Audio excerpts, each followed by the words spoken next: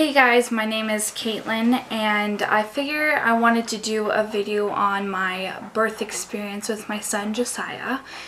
So this video will include a few video clips because my husband was able to capture a few of the moments of our journey. So I went in March 26th and what they did was they inserted a Foley catheter up past my cervix. They inflated it with, I think it was about only maybe, I think it was about 30 cc's, 30 mils of water, just to kind of create that pressure on the cervix so it would start to dilate itself, so without any medication or anything.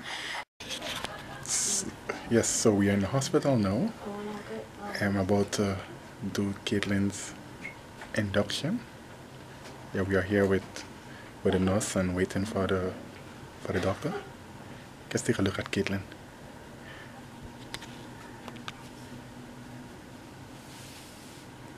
So once that was done, I came home and I dilated naturally 3 centimeters overnight, and the hospital was to call me the following morning regarding when I should come in the next day to actually complete the induction and give birth to Josiah. So they ended up calling me at not until about 3 o'clock in the afternoon. I was pretty much, you know, there all day long just twiddling my thumbs right by the phone, ready to go. I wanted to get the baby out. I was so uncomfortable. So they finally called at 3 o'clock and I ended up going in, and at that point, that's when I found out I was dilated 3 centimeters. So the nurse told me to go and walk, and I walked for a bit, came back. Nothing really happened, so they decided to start me on the Pitocin. So Lava, so give us an update on how you're feeling right now. So what's been going on is we've only been walking for like maybe, it's been actually about almost half an hour, hasn't it? Yeah, and I'm starting to get like really bad cramping here. Where in the front. are you getting the cramping? Down here and going up in the belly and then in the back. Yeah. So I'm thinking that this is like the first real like contraction because the pain's gone now. Just like very mild, very, very mild, but it's just noticeable that it's there. So we'll keep an eye on the time to see if we get another timely one for maybe at least 1 or 2 more in the next half an hour. Fingers crossed, because we want him to come out as naturally as possible.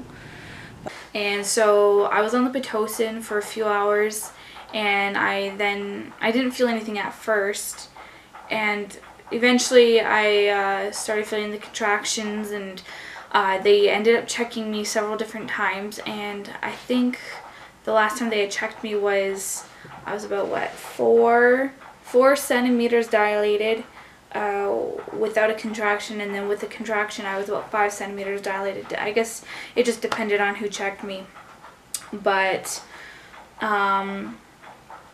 what ended up happening was I wasn't able to get into a regular contraction pattern, and so I was in labor until from 3 o'clock. Well, technically I had the induction right on the 26th, was in labor all night, early stage of labor, I guess you could call it. The labor pains were getting quite intense around that when I was at the 5 centimeter mark. So I ended up getting an epidural, and that was a terrible experience. I know it's not every experience is going to be like that, but I ended up having the student come in, and he tried 5 times over the period of an hour and a half.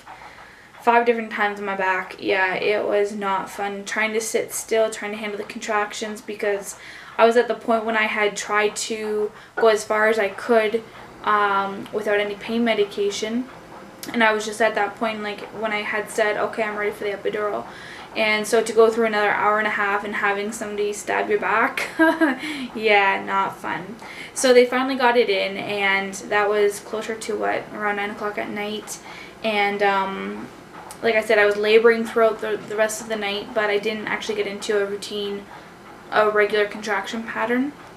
And so by, what was it, like 1 or 2 o'clock the next day, the doctors and me and Delana decided that the best thing for both me and the baby was to have a C-section. And so I had a hard time with this at first because, you know, I had gone in there with one mindset thinking, okay, I'm gonna be able to give birth to this baby vaginally. And at that moment when they had said, you know, really your only option is a C-section, it kind of was hard for me to accept, because in the moment I'm like, how can I not, you know, give birth to this child? Like, it just felt like I had failed because I wasn't able to vaginally give birth to my son. But I had to realize quickly, in fact, that you know, it wasn't my fault. It was just the safest thing for him to come out, and it was the safest thing for me because my body just wasn't progressing. And no matter how much they turned the Pitocin up, they had raised it up, lowered it down, raised it up again to the highest dose you can have, the drip rate, and still nothing past, you know, the 4 to 5 centimeters. And so it was decided that I would have a C-section, and it was an emotional experience. I just could not stop crying because I still had that, you know, thought in my head that I was a failure, that I couldn't vaginally give birth. And, you know, I just had to work through it. I just had to keep focused and know that my son was going to be here shortly. Now, the C-section itself was an interesting experience. I ended up getting like consistent chills, like it literally felt like I was in a freezer. Also, when they actually pull the baby out, they say, oh, it's going to feel like someone's, you know, sitting on your chest. It really does feel like someone's sitting on your chest. It feels like your lungs have collapsed, and you know, it's just for a few seconds though. But yeah, no, very interesting feeling. Very interesting, no other words to describe it. But at that moment when they had taken my son and showed both me and Delon his face, like around the curtain, it just was an unbelievable experience. The first thing I looked for was, what shade of skin is he? Is he white or is he black? Because with my husband being from the Caribbean and me just being here from Canada, we just didn't know what kind of mixture our child was going to be. But going back to when he first came out, they actually had to bring him over and give him oxygen for about 15-20 minutes because his oxygen levels had dropped when he had come out. But other than just receiving the oxygen for the 15 minutes, he came out a perfectly healthy baby.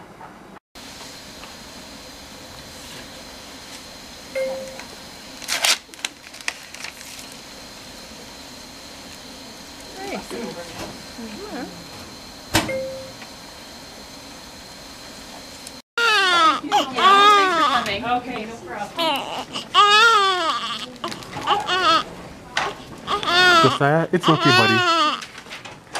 It's okay, buddy.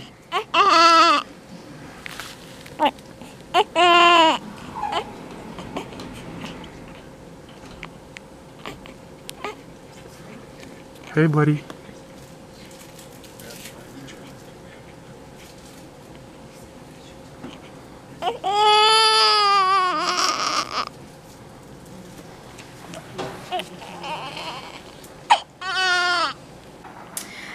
So, yeah, that was my birthing experience, and yeah, it was crazy the first few days, you know, being a first-time mom.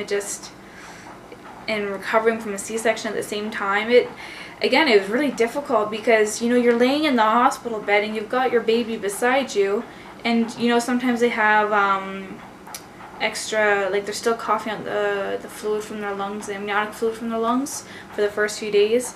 Well, whenever he would, like, start to choke on it, you know, I couldn't just, like, run and get up. I had to, like wake Delon up, because Delon stayed with me while I was in hospital, like, on a cot bed.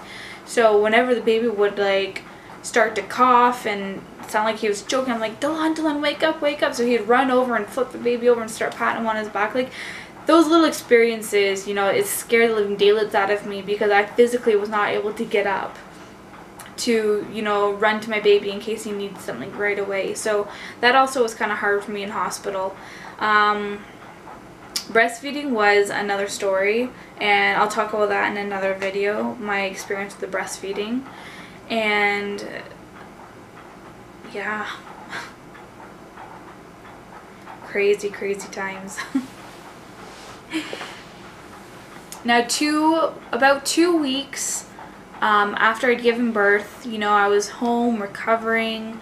One day I had felt like my blood pressure up and my pulse, it was up to like about 130. My blood pressure was about 140 over about 110, so that's quite high. So I had called my midwife, and she had asked me, she's like, have you experienced like any recent increase in your pain in your incision site? And I started to think back. I'm like, well, do you know what, like a few times when I was getting out of bed, excuse me, I realized that it was actually hurting a little bit more.